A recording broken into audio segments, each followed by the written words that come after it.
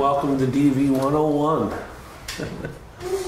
Okay, we have not done this before in this agency, so this is a first. I appreciate your participation and presence. And I am just going to kind of wing through a lot of different domestic violence treatment topics, as well as curriculum type presentations you can do in class, different ways of dealing with situations that arise in class, and particularly maybe challenging situations, or how to handle certain types of situations, and anything else related to what we do in our domestic violence treatment program. I have a wide degree of experience in the room, from people who just starting to learn about this topic to folks who've been doing it for years. And so I'm starting as if you're all brand new. And if you know a lot more, then that's fantastic. But we're just going to kind of run through it. And I want to start with some definitions of a number of different things that we talk about and teach quite often. I want to start with some definitions of what, or maybe a little bit about why we do this work. What is the purpose of domestic violence treatment?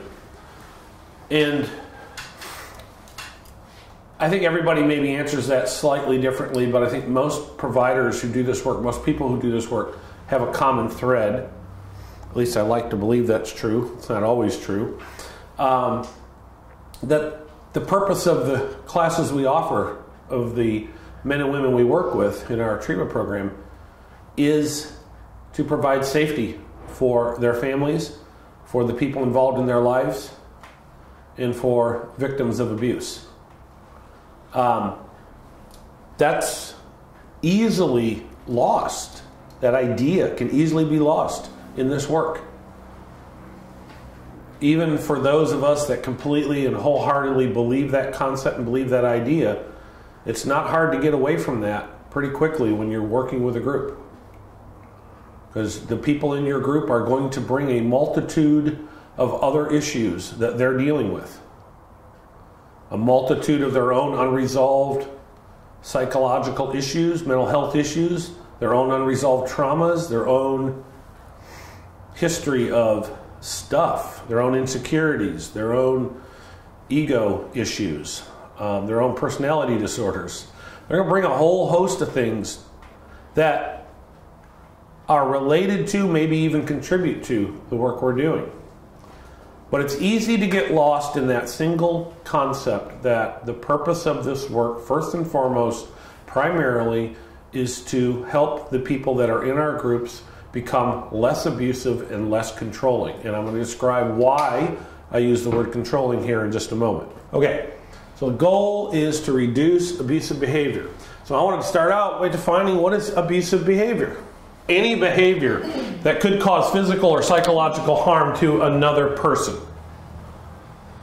So any behavior that is having a harmful, or potentially having a harmful impact on someone else. That every abusive act is an attempt to control.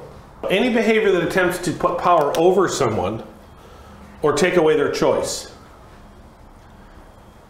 Trying to get somebody to do something or stop doing something, or feel something or stop feeling something, or believe something or stop believing something. And going about it in a manner that attempts to take away that person's choice. The difference between control and influence, we'll talk about that here in just a second. Weekly classes. Before they're even touching this, they may speak to it. Because they say what you expect them to in the room doesn't mean they know it, by the way. Another easy trap for any counselor to get into is, because your clients are saying what you're expecting them to say and you're hoping them to say and hoping them to learn, doesn't mean they got it. Sure, it's better that they can say it than not. Absolutely. It is a step towards knowing it, that they can say it, that they can come in and say, here's how I was controlling. Because a person in your class can come in and say, I did this and I know it's controlling and I know I need to work on it. I'm sorry to say this, it doesn't necessarily mean they got it. No, I appreciate the way you're talking about it, because I think our clients can be charming. I think that's one of the critiques of people in the field, is that we can end up colluding with our clients, we end up liking our clients, we Right. want to believe our clients, we want to believe they're making change, we can find them really likable. And that can cause us to become blind to other things that might be going on with them, because we enjoy them, we enjoy interacting with them. They are making us feel good because they're handing back to us the very thing we just taught last week. Yeah. And it's quite charming. If you're easily colluding with your clients, and again, we're all prone to it, but if it's easy for that to happen for you, your effectiveness is going out the window. I believe that's true. I believe we have to have backbone. I believe we have to be willing to challenge. I believe we have to confront. I believe we have to hold accountability to be effective in this work. I would love it if we all believed that, but we don't. There are counselors who believe that that's the worst thing you can do. We had some of them working for us a while back. And their groups were nightmares. They were absolute nightmares when we took those groups over. Continued to be problematic for a long time until that accountability was held up and that turn of all the things we're talking about started to happen. So collusion is absolutely essential to be aware of and gain an understanding of what that means and how much of it are you doing. If you are an individual who is conflict avoidant, you're going to have problems in this work, because conflict's going to come to you, and it's going to come to you quickly. And your ability to handle and deal with that with presence and backbone and assuredness and respectfulness all at the same time is going to be tested. And to be effective, you're going to have to pass that test most of the time. You might not do it every time, but you're going to need to do it most of the time. Which is why I think this work makes you one heck of a good counselor.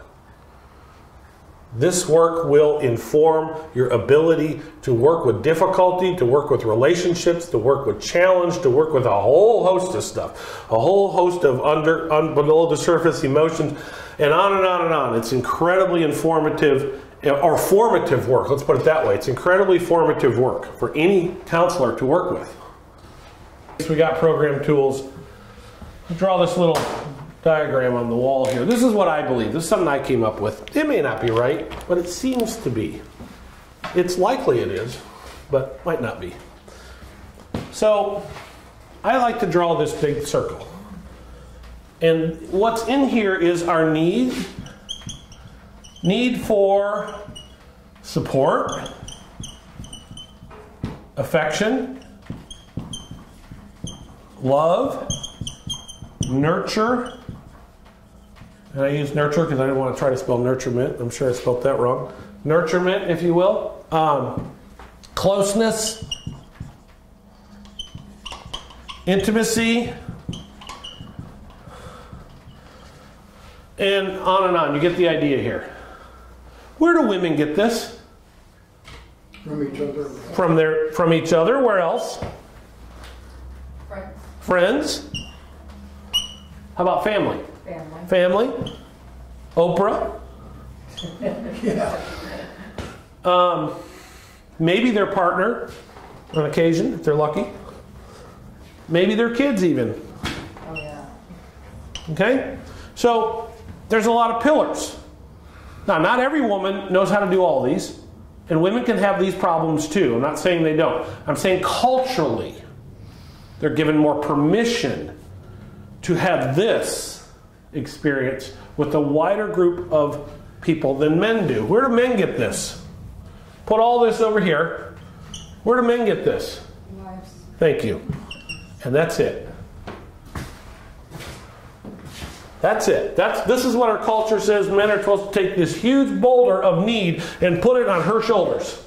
What happens when you put all that weight on one pillar? It starts to crack and break and fall apart and get resentful and get exhausted. Yeah, and we can't do it. And you can't do it. That's right. You can't carry this weight.